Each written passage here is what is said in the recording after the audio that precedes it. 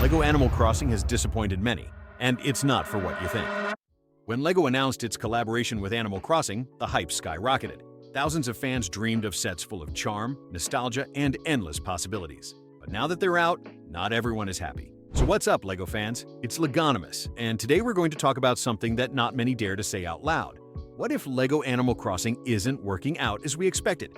Since the official announcement of the collaboration between LEGO and Animal Crossing, expectations have been sky high.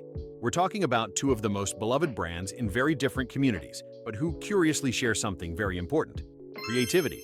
Animal Crossing is, after all, a game where you decide what your world looks like, how you decorate your house, who you invite to your island, and LEGO, well, it's literally that. Creativity in its purest form.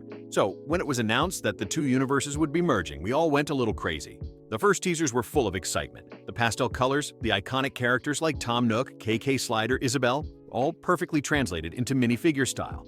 The builds were small, yes, but they seemed to have a lot of charm. Even before seeing official images, there was talk of a line that could grow year after year, with collectible sets, seasonal exclusives, and even expansion packs that would follow the logic of the video game itself. It sounded great. But when the sets finally arrived in stores, something didn't quite click. The initial reaction was rather mixed. Of course, some fans jumped on them without a second thought, especially the game's diehards. But on the other hand, there was a large part of the LEGO community that was disappointed.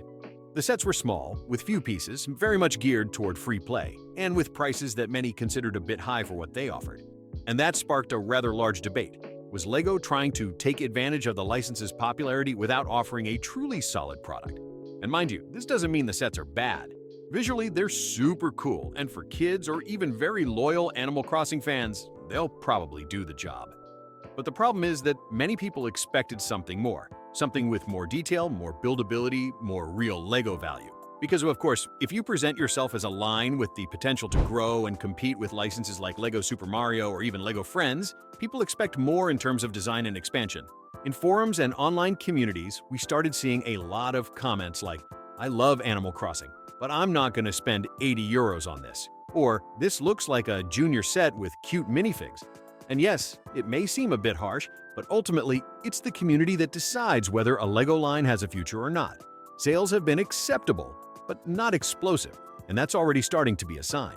And of course, after that somewhat lukewarm reception, the big question was, is LEGO going to continue investing in Animal Crossing, or was this simply an experiment? Because you have to keep in mind that LEGO has had many collaborations that started off strong, and then fell by the wayside. Do you remember LEGO Overwatch? It was a pretty big bet at the time, with very well-designed sets, but in the end, the line disappeared almost without a trace. And the fear that this could also happen to Animal Crossing is there, especially considering how the more purist LEGO community has reacted. But this is where the interesting part comes in.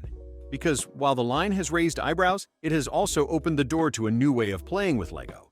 Animal Crossing sets aren't meant to be complex scale models or display models. They're designed so that children, and yes, even adults who are up for it, can assemble, disassemble, combine, and rearrange everything as if they were actually building their own island. It's a proposal closer to free play than technical construction, something that hasn't always been well received by AFOLs, adult fans of LEGO, but that makes a lot of sense if you consider the essence of the video game. Furthermore, LEGO has been very active with this line on social media. They've posted short animated clips, collaborations with Animal Crossing influencers, and even building challenges. All of this suggests that, at least for now, they have no intention of dropping it. In fact, there are rumors that there could be special sets or expansions later this year, coinciding with the game's anniversary.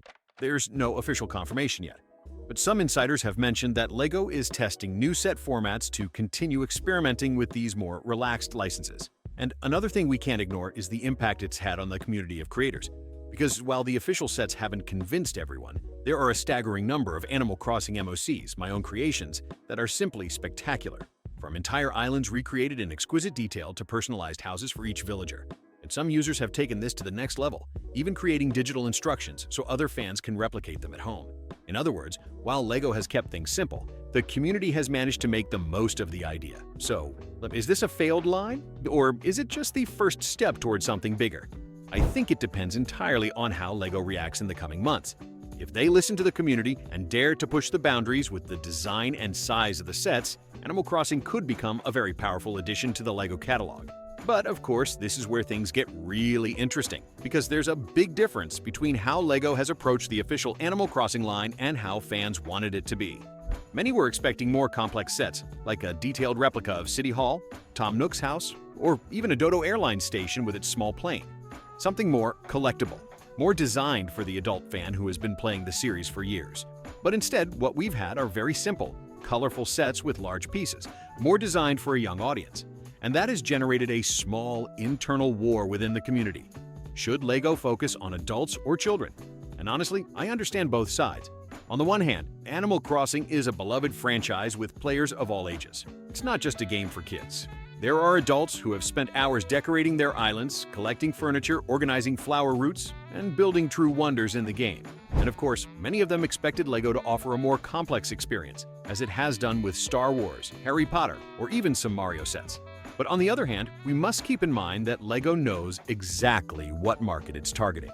The type of sets it has launched fits perfectly with the 4+ line, which is doing very well with children. And it wouldn't be the first time a line of this style has evolved. It happened with Super Mario, which began with sets very focused on interactive play, and then released larger and more detailed constructions, like Luigi's Mansion or Peach's Castle. So it wouldn't be surprising if Animal Crossing followed suit. And here's something that has really caught my attention. There are quite strong rumors that LEGO is already developing a second wave of Animal Crossing sets for 2025. Some insiders have mentioned that larger prototypes are being tested, with more elaborate structures and more figures, like Todokeke, or even more varied villager figures. There's also talk of the possibility of seasonal sets, which would make a lot of sense given the game's mechanics. Spring, summer, fall, winter, with themed buildings, seasonal decorations, and even color changes in the trees and surroundings. Imagine that in LEGO set form. It would be amazing.